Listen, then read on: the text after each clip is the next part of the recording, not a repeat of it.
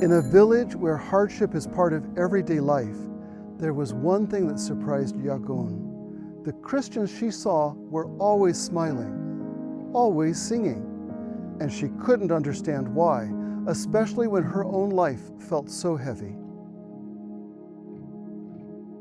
Yagon was a 50-year-old widow living alone in central Myanmar. She had 3 children, 1 daughter and 2 sons, but they were no longer at home. Her husband had battled alcoholism throughout their marriage, but when he drank, fear filled the house. The abuse, unpredictability, and chaos had shaped every part of their family's life. And by the time that alcohol took his life, the destruction it left behind felt impossible to repair. Survival became Yagon's daily task, and one blistering afternoon during the hot season, the exhaustion caught up to her. She stopped under the shade of a tree to rest, dehydrated and worn out.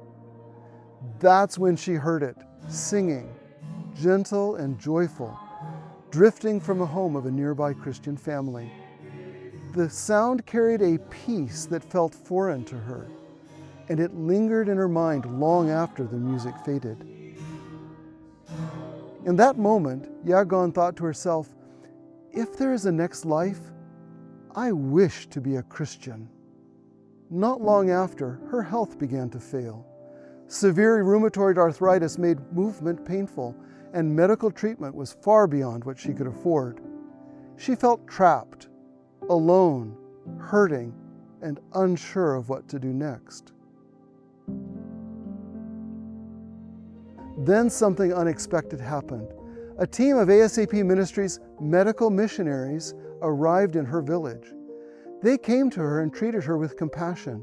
They shared encouragement, and they spoke about the peace and hope that comes from God. Something about their calm, steady presence softened her heart. The same peace she had noticed in the singing families, she was now seeing up close. She kept meeting with them and began studying the Bible. What she learned brought clarity, comfort, and a sense of belonging that she had never experienced. And eventually, she chose to be baptized in the Seventh-day Adventist Church. Life didn't suddenly become easy, but it did become more peaceful. Every week, she now goes to church, joining her own voice with others in worship, the very singing that once caught her attention from afar. And Yagon's transformation didn't stop with her. Her daughter has since been baptized, and 6 of her close friends have chosen to follow Christ as well.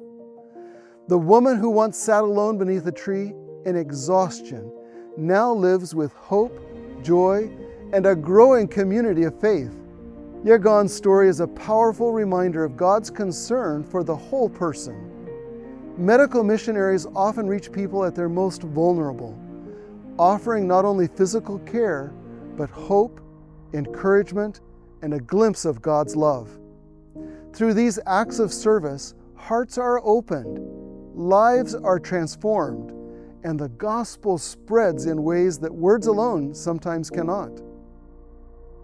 Every act of healing, every visit, every prayer are a part of fulfilling God's mission. And all of us have a role to play in sharing His love, whether across the street or across the ocean.